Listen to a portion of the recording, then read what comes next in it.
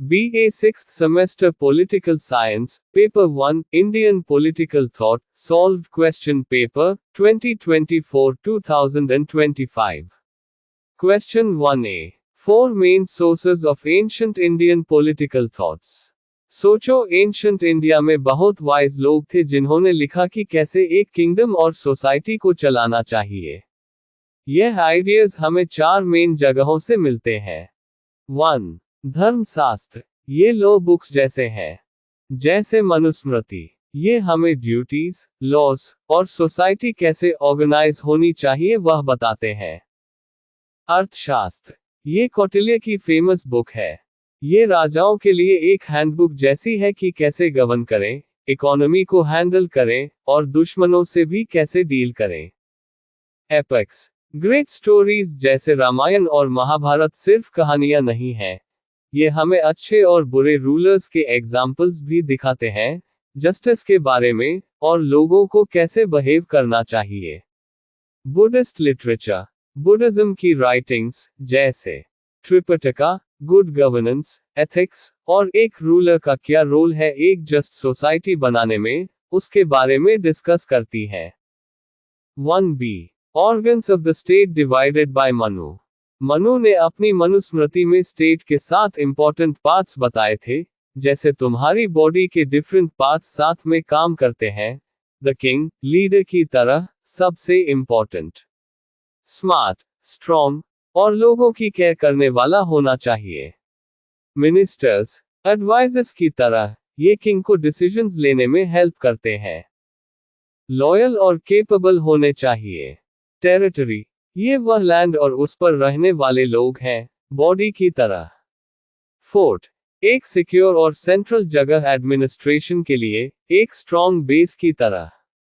Treasury, state को चलाने के लिए पैसा बहुत जरूरी है। आर्मी, वह फोर्स जो किंगडम को प्रोटेक्ट करती है और ऑर्डर मेंटेन करती है। एली, फ्रेंडली नेबरिंग स्टेट्स जो सपोर्ट ऑफर कर सकते हैं। 3c. Merits of a king according to Kautilya. Kautilya का मानना था कि एक अच्छे किंग में कुछ क्वालिटीज होनी चाहिए रूल करने के लिए। हाई बर्थ, अच्छे फैमिली से होने से किंग को रिस्पॉन्सिबिलिटी और ट्रेडिशन का सेंस मिल सकता है। डिवाइन क्वालिटीज, विजडम, करेज और राइचस होना इंपॉर्टेंट माना जाता था। एनर्जेटिक, किंग को एक्टिव होना चाहिए और अपनी प्रजा की भलाई के लिए हार्ड वर्क करना चाहिए। सेल्फ कंट्रोल्ड, अपनी डिजायर्स और इमोशंस को कंट्रोल करना फेयर रूल के लिए बहुत जरूरी है। इंटेलेक्चुअल, किंग इंटेलिजेंट होना चाहिए, दूसरों से सीखना चाहिए और वाइज डिसीजंस लेने चाहिए। एलिक्वेंट, क्लियरली और पर्सुएसिवली बोल पाना लोगों को लीड करने में हेल्प करता है। स्ट्रॉन्ग विल, किंग को डिटर्मिन्ड होना चाहिए और जो किंगडम के लिए सही है उस पर स्टिक करना चाहिए।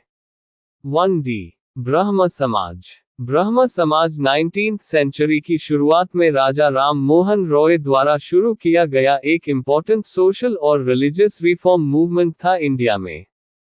इसके मेन गोल्स थे मोनोथियज्म, एक ही भगवान में बिलीफ को प्रमोट करना, social reform, sati, widow burning और चाइल्ड मैरिज जैसे प्रैक्टिसेस के खिलाफ लड़ना, और विमेन्स एजुकेशन को सपोर्ट करना।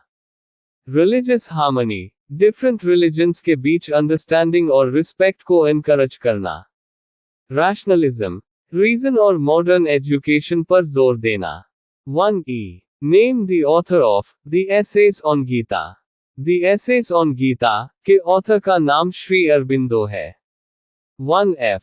Panchsheel principle of Nehru. नेहरू के पंचशील प्रिंसिपल्स यह थे: एक दूसरे की टेरिटोरियल इंटीग्रिटी और सॉवरेंटी का रिस्पेक्ट करना, एक दूसरे के इंटरनल अफेयर्स में नॉन इंटरफेरेंस करना, एक दूसरे के साथ इक्वालिटी और म्यूचुअल बेनिफिट के बेसिस पर रिलेशंस रखना, एक दूसरे पर अग्रेशन नहीं करना, अपने इंटरनेशनल डिस्प्यूट्स को पीसफुल मीन्स से सॉल्व करना।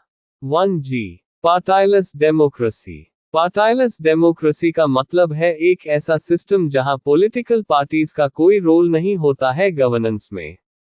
इस आइडिया में रिप्रेजेंटेटिव्स डायरेक्टली लोगों द्वारा चुने जाते हैं बिना किसी पार्टी एफिलिएशन के। जयप्रकाश नारायण जेपी इस कॉन्सेप्ट के एक स्ट्रॉन्ग सपोर्टर थे इंडिया में। 1H. Write the name of any two books written by Dr. B.R. Ambedkar. Doctor Bhimrao Ambedkar द्वारा लिखी गई कोई भी दो बुक्स के नाम ये हैं। 1. The Problem of the Rupee, Its Origin and Its Solution. 2. Annihilation of Caste. 1I. Mention three main means of Gandhi's Satyagraha. Gandhi के सत्याग्रह के 3 मेन मीन्स यह थे। नॉन-वायलेंट रेजिस्टेंस, बिना किसी वायलेंस के विरोध करना। सिविल डिसोबीडियंस, अनजस्ट लॉज और ऑर्डर्स को विलिंगली ब्रेक करना बिना वायलेंस के। नॉन कोऑपरेशन, सरकार और अनजस्ट सिस्टम के साथ कोऑपरेट न करना। 2. Discuss Manu's views regarding Kings.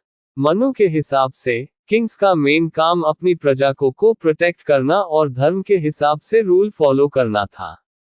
एक किंग को स्पेशल माना जाता था, पर इसका मतलब यह नहीं था कि वो सब कुछ अपनी मर्जी से कर सकता था।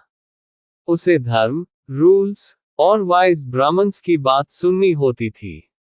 मनु ने किंग में बहुत सारी अच्छी क्वालिटीज होनी चाहिए ये बताया था, जैसे ज्ञान, हिम्मत, अपने आप पर कंट्रोल और इंसाफ। यूज अपने फीलिंग्स को कंट्रोल करना चाहिए और अपनी पर्सनल इच्छाओं से ज्यादा लोगों की भलाई के लिए काम करना चाहिए। मनु ने किंग के काम भी डिटेल में बताए हैं, जिसमें लॉ बनाना और उसे फॉलो करवाना, टैक्स जमा करना, आर्मी को मैनेज करना और जस्टिस देना शामिल था। जस्टिस मनु के आइडियाज में बहुत इंपॉर्टेंट था, और उन्होंने कहा कि किंग को बिना किसी भेदभाव के सबके साथ इक्वल बिहेव करना चाहिए। किंग को स्टेट के साथ इंपॉर्टेंट पार्ट सेप्टेंगा थियरी का भी ध्यान रखना होता था, जिसमें king, ministers, territory, fort, treasury, army और फ्रेंड्स शामिल थे। इन सभी पार्ट्स का अच्छे से काम करना स्टेट के लिए बहुत जरूरी था।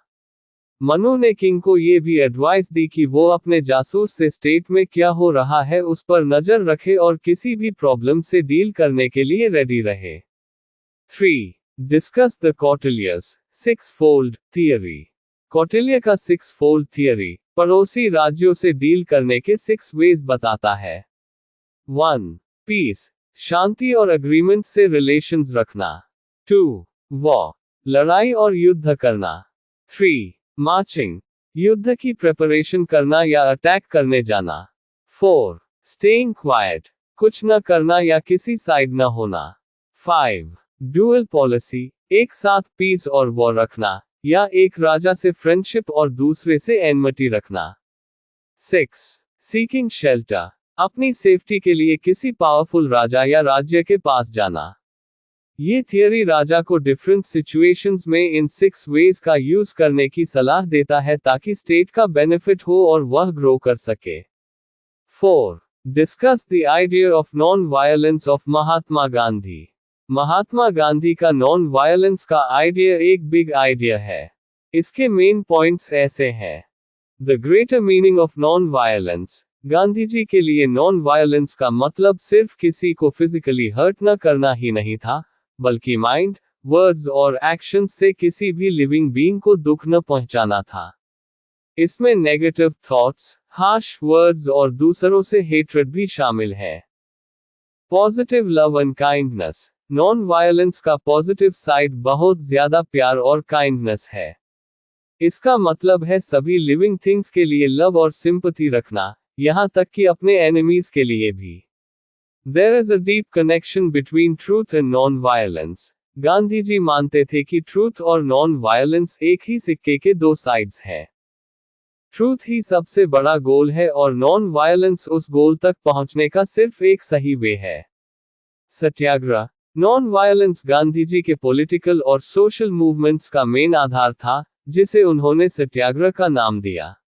सत्याग्रह का मतलब है ट्रूथ के लिए इंसिस्ट करना, इनजस्टिस का नॉन वायलेंट विरोध करना और पेन सहकर भी अपनी बात पर फर्म रहना। ये पैसिव रेजिस्टेंस नहीं बल्कि एक्टिव लव और स्ट्रॉन्ग विल पर बेस्ड है। Moral power, Gandhi ji non violence को वीक लोगों का वेपन नहीं बल्कि सबसे बड़ी मॉरल पावर मानते थे। उनका मानना था कि नॉन वायलेंस से क्रूल रूलर का हाथ चेंज किया जा सकता है और हमेशा के लिए जस्टिस एस्टैब्लिश किया जा सकता है। पर्सनल और सोशल चेंज। गांधी जी का नॉन वायलेंस का आइडिया सिर्फ पॉलिटिक्स तक लिमिटेड नहीं था। वे इसे पर्सनल लाइफ में अपनाने और सोशल इवल्स को दूर करने का एक पावरफुल टूल मानते थे। शॉर्ट में, महात्मा गांधी का नॉन वायलेंस का आइडिया एक पावरफुल मॉरल और सोशल फिलॉसफी है जो लव, काइंडनेस, ट्रूथ और इनजस्टिस के नॉन वायलेंट रेजिस्टेंस पर बेस्ड है। ये पर्सनल और सोशल चेंज लाने का एक इफेक्टिव वे है। 5. Discuss the social reforms of Raja Rammohan Roy. Raja Rammohan Roy, जिन्हें मॉडर्न इंडिया का फादर भी कहा जाता है, 19th सेंचुरी के एक बड़े सोशल रिफॉर्मर थे। उनके सोशल रिफॉर्म्स ने इंडियन सोसाइटी पर बहुत गहरा असर डाला। उनके कुछ मेन सुधार इस तरह है।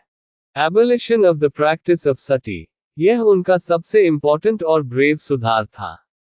उन्होंने इस क्रूल प्रैक्टिस के खिलाफ लगातार आवाज उठाई, रिलीजियस टेक्स्ट्स और लॉजिक के बेसिस पर इसे गलत साबित किया। उनकी कोशिशों के कारण 1829 में लॉर्ड विलियम बेंटिंक ने सती प्रथा को इल्लीगल घोषित कर दिया। विमेन्स राइट्स, उन्होंने विमेन्स एजुकेशन, प्रॉपर्टी राइट्स और विडो रीमैरिज को सपोर्ट किया। उन्होंने चाइल्ड मैरिज और पॉलीगमी का विरोध किया और विमेन की सोशल स्टेटस को सुधारने के लिए बहुत एफर्ट किया। कास्ट सिस्टम का विरोध, उन्होंने कास्ट सिस्टम और अनटचेबिलिटी की बहुत निंदा की। उनका मानना था कि कास्ट डिस्क्रिमिनेशन सोसाइटी के लिए हार्मफुल है और ह्यूमन डिग्निटी के खिलाफ है। एजुकेशन का मॉडर्नाइजेशन, उन्होंने इंडिया में वेस्टर्न एजुकेशन सिस्टम को बढ़ावा दिया। उनका मानना था कि मॉडर्न साइंस और नॉलेज इंडियंस के डेवलपमेंट के लिए जरूरी है। उन्होंने 1817 में कलकत्ता में हिंदू कॉलेज की स्थापना में इंपॉर्टेंट रोल प्ले किया, जो वेस्टर्न एजुकेशन का एक मेन सेंटर बना। Freedom of press, Raja Rammohan Roy press की फ्रीडम के स्ट्रॉन्ग सपोर्टर थे। उन्होंने न्यूज़पेपर्स और मैगजीन्स के थ्रू अपने विचारों को स्प्रेड किया और गवर्नमेंट की सेंसरशिप का विरोध किया। रिलीजियस रिफॉर्म्स, उन्होंने ब्रह्म समाज की स्थापना की, जिसका एम हिंदू रिलीजन में फैली बुराइयों को दूर करना और मोनोथियज्म, एक ईश्वर को मानना, एस्टैब्लिश करना था। उन्होंने आइडल वर्शिप और रिचुअल्स का विरोध किया और सभी रिलीजन्स की यूनिटी पर जोर दिया। शॉर्ट में, राजा राममोहन राय ने इंडियन सोसाइटी को मॉडर्न और प्रोग्रेसिव बनाने के लिए कई फील्ड्स में इंपॉर्टेंट सुधार किए। उन्होंने सुपरस्टिशंस, सोशल इवल्स और इनजस्टिस के खिलाफ फाइट की और एक फेयर और इक्वल सोसाइटी की फाउंडेशन रखी। 6. Discuss the ideas of nationalism of Lokmanya Tilak. Lokmanya Tilak के नेशनलिज्म के आइडियाज इंडियन फ्रीडम फाइट में एक इंपॉर्टेंट टर्निंग पॉइंट थे। तिलक एक स्ट्रॉन्ग नेशनलिस्ट लीडर थे जिन्होंने कंप्लीट फ्रीडम की डिमांड की और लोगों को अपने राइट्स के लिए लड़ने के लिए इंस्पायर किया। उनका नेशनलिज्म इंडियन कल्चर, हिस्ट्री और ट्रेडिशंस पर बेस्ड था। उन्होंने मराठा एम्पायर की ग्रेटनेस और शिवाजी महाराज जैसे हीरोज को नेशनल इंस्पिरेशन के सोर्स के तौर पर प्रेजेंट किया। उन्होंने रिलीजियस फेस्टिवल्स जैसे गणेश चतुर्थी और शिवाजी जयंती को पब्लिक में सेलिब्रेट करना स्टार्ट किया ताकि लोगों को एक साथ लाया जा सके और उनमें नेशनल फीलिंग डेवलप की जा सके।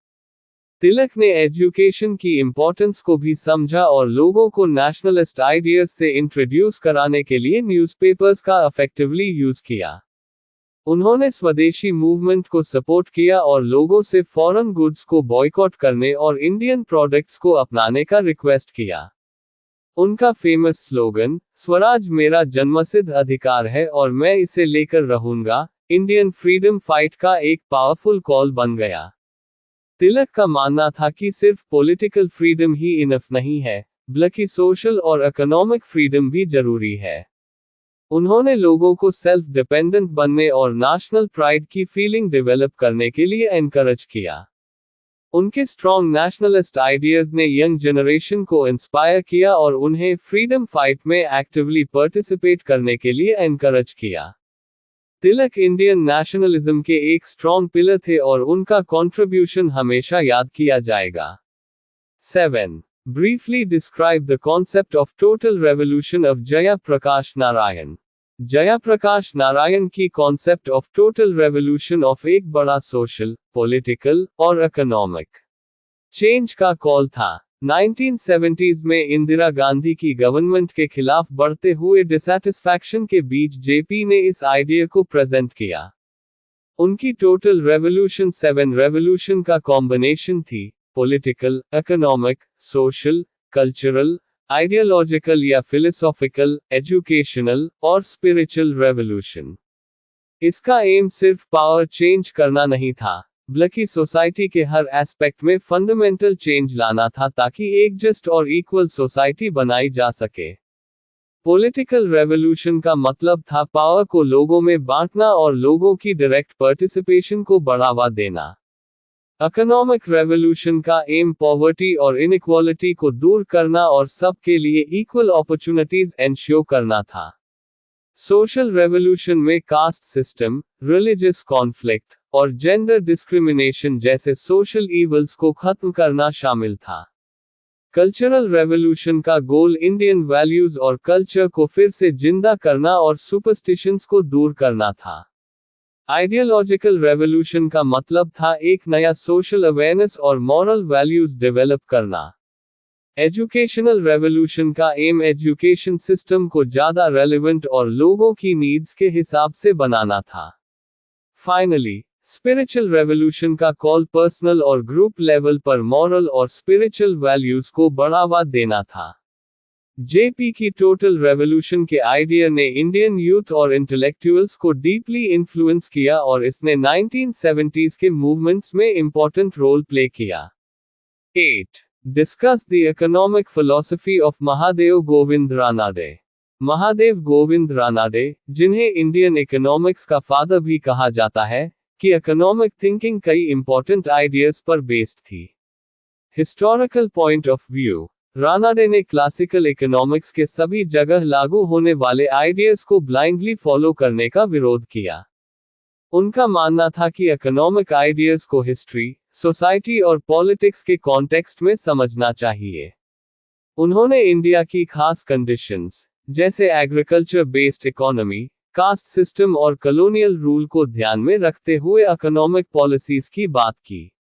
गवर्नमेंट का दखल, रानाडे ने लेसे फेयर की पॉलिसी का विरोध किया और इकोनॉमिक डेवलपमेंट में गवर्नमेंट के एक्टिव रोल को सपोर्ट किया।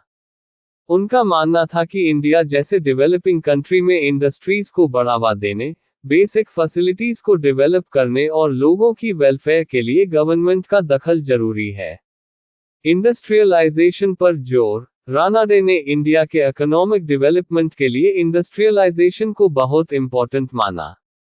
उन्होंने हैवी इंडस्ट्रीज और मॉडर्न टेक्नोलॉजी के डेवलपमेंट पर जोर दिया। उन्होंने गवर्नमेंट से लोकल इंडस्ट्रीज को प्रोटेक्शन और फाइनेंशियल हेल्प देने की रिक्वेस्ट की। एग्रीकल्चर का महत्व, इंडस्ट्रियलाइजेशन पर जोर देने के बावजूद, रानाडे ने इंडियन इकोनॉमी में एग्रीकल्चर के इंपॉर्टेंस को इग्नोर नहीं किया। उन्होंने एग्रीकल्चर की प्रोडक्टिविटी बढ़ाने, इरिगेशन फैसिलिटीज को डेवलप करने और फार्मर्स को लोन अवेलेबल कराने की बात की। स्वदेशी का सपोर्ट, रानाडे स्वदेशी मूवमेंट के स्ट्रॉन्ग सपोर्टर थे। उन्होंने इंडियंस से लोकली प्रोड्यूस्ड गुड्स, अपने देश में बनी चीजें यूज करने और फॉरेन गुड्स पर डिपेंडेंस कम करने की रिक्वेस्ट की। उनका मानना था कि इससे इंडियन इंडस्ट्रीज को बढ़ावा मिलेगा और कंट्री इकोनॉमिकली सेल्फ रिलायंट बनेगा। सोशल रिफॉर्म्स से कनेक्शन, रानाडे ने इकोनॉमिक डेवलपमेंट को सोशल रिफॉर्म्स से जोड़ा। उनका मानना था कि विमेन्स एजुकेशन, विडो रीमैरिज और कास्ट सिस्टम का खात्मा जैसे सोशल रिफॉर्म्स इकोनॉमिक प्रोग्रेस के लिए जरूरी है। शॉर्ट में, महादेव गोविंद रानाडे की इकोनॉमिक थिंकिंग इंडिया की खास कंडीशंस के हिसाब से डेवलपमेंट पॉलिसीज पर फोकस थी, जिसमें गवर्नमेंट का एक्टिव दखल, इंडस्ट्रियलाइजेशन, एग्रीकल्चर डेवलपमेंट, स्वदेशी का सपोर्ट और सोशल रिफॉर्म्स पर जोर दिया गया था। 9. Examine the idea of Nehru's non-aligned theory. जरूर, नेहरू की नॉन अलाइन थियरी का आइडिया कोल्ड वॉर के टाइम में इंडिया की फॉरेन पॉलिसी का एक इंपॉर्टेंट पार्ट था। इसका एम था इंडिपेंडेंट फॉरेन पॉलिसी, किसी भी बड़ी पावर ग्रुप, यूनाइटेड स्टेट्स या सोवियत यूनियन के साथ फॉर्मल मिलिट्री अलायंस से दूर रहना और इंटरनेशनल मैटर्स पर इंडिपेंडेंटली डिसीजंस लेना। नेशनल इंटरेस्ट्स की रक्षा, इंडिया की सॉवरेंटी और सिक्योरिटी बनाए रखना, बाहर के इंटरफेरेंस से बचना और अपने इकोनॉमिक और डेवलपमेंट के गोल्स को प्रायोरिटी देना। वर्ल्ड पीस और कोऑपरेशन को बढ़ावा देना, टेंशन कम करने, वेपन्स रेस को रोकने और इंटरनेशनल डिस्प्यूट्स का पीसफुल सॉल्यूशन खोजने में कंट्रीब्यूट करना। न्यूली इंडिपेंडेंट कंट्रीज की यूनिटी, कॉलोनियलिज्म से फ्री हुए डेवलपिंग कंट्रीज को एक प्लेटफॉर्म पर लाना और उनके कॉमन इंटरेस्ट्स को बढ़ावा देना। नेहरू की इस थिंकिंग के कुछ मेन पॉइंट्स इस तरह है। किसी भी पावर ग्रुप से अलग रहना, इसका मतलब न्यूट्रलिटी नहीं था, बल्कि एक्टिवली इंटरनेशनल इश्यूज में इन्वॉल्व होना और हर केस की मेरिट्स के बेसिस पर अपनी राय रखना था। पंचशील के प्रिंसिपल्स, 1954 में चाइना के साथ साइन किए गए 5 प्रिंसिपल्स एक दूसरे की टेरिटोरियल इंटीग्रिटी और सॉवरेंटी का रिस्पेक्ट, नॉन एग्रेशन, एक दूसरे के इंटरनल अफेयर में नॉन इंटरफेरेंस, इक्वालिटी और म्यूचुअल बेनिफिट, और पीसफुल को एग्जिस्टेंस, नॉन अलाइंड मूवमेंट का बेस बने। इंपीरियलिज्म और कॉलोनियलिज्म का विरोध, नेहरू ने न्यूली इंडिपेंडेंट कंट्रीज के सेल्फ डिटर्मिनेशन के राइट को सपोर्ट किया और रंगभेद जैसी पॉलिसीज की स्ट्रांगली निंदा की। मल्टीलैटरलिज्म पर जोर, यूनाइटेड नेशंस और दूसरे इंटरनेशनल फोरम्स के थ्रू ग्लोबल प्रॉब्लम्स के सॉल्यूशन में एक्टिव रोल निभाना। नॉन अलाइंड मूवमेंट ने कोल्ड वॉर के टाइम में कई डेवलपिंग कंट्रीज को अपनी इंडिपेंडेंट फॉरेन पॉलिसी बनाए रखने और बिग पावर्स के प्रेशर से बचने में हेल्प की। नेहरू ने इस मूवमेंट को एक मॉरल और पॉलिटिकल पावर के तौर पर एस्टैब्लिश करने में इंपॉर्टेंट रोल प्ले किया। हालांकि टाइम के साथ और कोल्ड वॉर के एंड के बाद इस मूवमेंट की रेलेवेंस पर डिबेट होती रही है, लेकिन इसके बेसिक प्रिंसिपल्स, फ्रीडम, पीस और डेवलपिंग कंट्रीज का कोऑपरेशन आज भी इंपॉर्टेंट है। 10. Examine the contribution of Vivekananda in Indian renaissance. जरूर, इंडियन रेनेसांस में स्वामी विवेकानंद का कंट्रीब्यूशन बहुत बड़ा और अलग अलग तरह का था। उन्होंने सिर्फ इंडिया की स्पिरिचुअल और फिलोसॉफिकल हेरिटेज को रिवाइव ही नहीं किया, बल्कि मॉडर्न इंडिया की सोशल, कल्चरल और नेशनल अवेयरनेस को भी शेप दिया। उनके कुछ मेन कॉन्ट्रीब्यूशंस इस तरह हैं। इंडियन स्पिरिचुअलिटी और फिलॉसफी का रिवाइवल, विवेकानंद ने वेदांत फिलॉसफी, खासकर अद्वैत वेदांत को वेस्टर्न वर्ल्ड के सामने पावरफुली प्रेजेंट किया।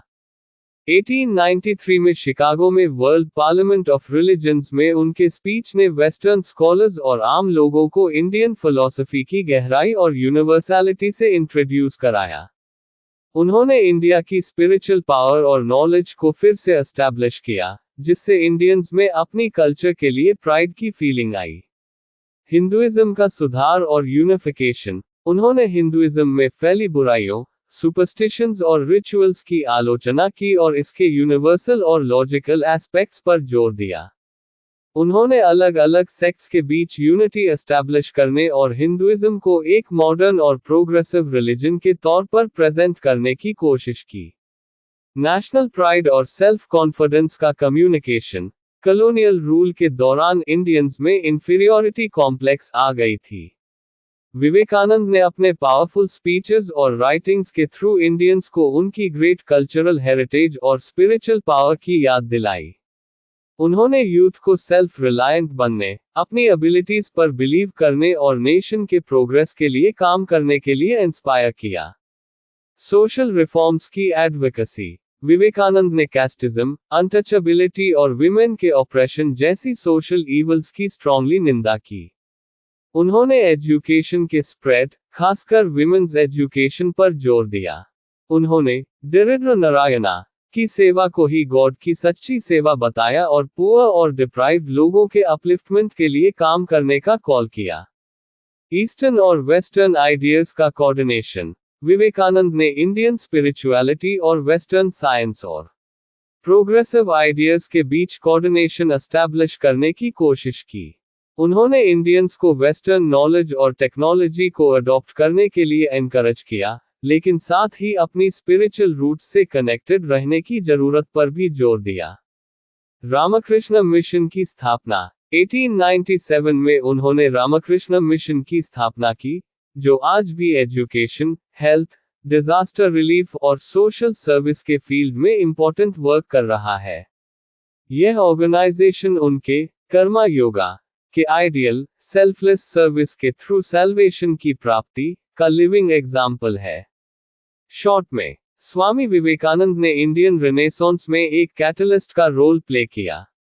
उन्होंने इंडियंस को अपनी आइडेंटिटी और पावर को रिकॉग्नाइज करने में हेल्प की, सोशल रिफॉर्म्स को बढ़ावा दिया और मॉडर्न इंडिया की फाउंडेशन रखने में इंपॉर्टेंट कंट्रीब्यूशन दिया। उनके थॉट्स और आइडियल्स आज भी मिलियंस ऑफ पीपल के लिए इंस्पिरेशन का सोर्स है। 11. Explain the satyagraha theory of Gandhi ji. Gandhi ji का सत्याग्रह थियरी एक बहुत इंपॉर्टेंट आइडिया था। सत्य का मतलब है सच और आग्रह का मतलब है किसी बात पर डट जाना या जोर देना। तो सत्याग्रह का मतलब हुआ सच के लिए डट जाना। गांधी जी का कहना था कि अगर कोई गलत काम हो रहा है तो उसके खिलाफ लड़ने का सबसे अच्छा तरीका है बिना वायलेंस किए प्रोटेस्ट करना। इसमें आप दुश्मन को मारपीट नहीं करते, बल्कि प्यार से और शांति से अपनी बात उन तक पहुंचाते हो। सत्याग्रह के कुछ मेन रूल्स थे। नॉन वायलेंस, किसी को भी फिजिकल या मेंटली हर्ट नहीं करना। ट्रूथफुलनेस, हमेशा सच बोलना और सच का साथ देना। नॉन कोऑपरेशन, गलत काम करने वालों का साथ नहीं देना। सिविल डिसोबीडियंस, अगर कोई लॉ गलत है तो उसको शांति से तोड़ना। गांधी जी का मानना था कि अगर आप सच और अहिंसा के रास्ते पर चलते हो तो बड़े से बड़ा दुश्मन भी आपकी बात सुनेगा और उसका दिल बदलेगा। सत्याग्रह इंडिया की फ्रीडम फाइट में बहुत काम आया। 12. Describe the views of doctor Ambedkar on social justice. Doctor Ambedkar social justice के बहुत बड़े सपोर्टर थे। सोशल जस्टिस का मतलब है सोसाइटी में सबको इक्वल राइट्स और अपॉर्चुनिटीज मिलनी चाहिए, बिना किसी भेदभाव के, जैसे caste, religion, gender, etc। Ambedkar ji ने देखा था कि इंडिया में कास्ट सिस्टम की वजह से बहुत लोगों के साथ नाइंसाफी होती है, स्पेशली जो लोअर कास्ट के लोग हैं। उनका कहना था कि ये कास्ट सिस्टम बिल्कुल गलत है और इसको खत्म होना चाहिए। उनके सोशल जस्टिस के मेन आइडियाज यह थे: इक्वालिटी, सभी लोग लॉ के सामने बराबर होने चाहिए, किसी को भी स्पेशल ट्रीटमेंट नहीं मिलनी चाहिए। लिबर्टी, लोगों को अपनी जिंदगी अपने हिसाब से जीने की फ्रीडम होनी चाहिए। फ्रेटर्निटी, सभी लोगों को आपस में भाईचारे का भाव रखना चाहिए। एबोलिशन ऑफ अनटचेबिलिटी, अनटचेबिलिटी एक बहुत बड़ा पाप है और इसको कंप्लीटली खत्म करना चाहिए। Rights for minorities and women, जो लोग कम नंबर में हैं और विमेन हैं, उनको भी इक्वल राइट्स मिलने चाहिए और उनके साथ कोई भेदभाव नहीं होना चाहिए। अंबेडकर जी ने इंडिया का कॉन्स्टिट्यूशन बनाने में बहुत इंपॉर्टेंट रोल प्ले किया और उन्होंने यह एंश्योर किया कि सोशल जस्टिस के प्रिंसिपल्स उसमें शामिल किए जाएं। उनका काम आज भी लोगों को इंस्पायर करता है। 13. Discuss the ideas of new humanism of M.N.. Roy. M.N.. Roy का न्यू ह्यूमनिज्म एक न्यू इंडिया था जो वह सोसाइटी को बेहतर बनाने के लिए देना चाहते थे। उनका कहना था कि सबसे इंपॉर्टेंट इंसान है, और हर इंसान में सोचने की शक्ति और अच्छे बुरे का फर्क होती है। न्यू ह्यूमनिज्म के कुछ मेन पॉइंट्स यह थे: रैडिकल ह्यूमनिज्म, इंसान सबसे ज्यादा इंपॉर्टेंट है और सभी चीजों को इंसान की भलाई के लिए यूज करना चाहिए। रीजन एंड फ्रीडम, इंसान को अपनी सोच और समझ से काम लेना चाहिए और उसको पूरी फ्रीडम मिलनी चाहिए अपने आइडियाज एक्सप्रेस करने की। मोरालिटी, इंसान को अच्छे और बुरे का फर्क पता होना चाहिए और उसके हिसाब से बिहेव करना चाहिए। रिलीजन से ज्यादा इंपॉर्टेंट मोरालिटी है। डिसेंट्रलाइजेशन ऑफ पावर, पावर कुछ लोगों के हाथ में नहीं होनी चाहिए, बल्कि सब लोगों में बटी होनी चाहिए ताकि सब अपनी बात कह सकें। कोऑपरेटिव इकोनॉमी, लोगों को साथ मिलकर काम करना चाहिए ताकि सबकी जरूरतें पूरी हो सकें। कंपटीशन से ज्यादा कोऑपरेशन इंपॉर्टेंट है। World government. रॉय का ये भी आइडिया था कि इवेंचुअली एक वर्ल्ड गवर्नमेंट होनी चाहिए ताकि वॉर्स और कन्फ्लिक्ट्स खत्म हो सकें। एम.एन. रॉय का न्यू ह्यूमनिज्म लोगों को ज्यादा सोचने, समझने और एक बेहतर सोसाइटी बनाने के लिए इंस्पायर करना चाहता था जहां हर इंसान को रिस्पेक्ट मिले और सबकी बात सुनी जाए।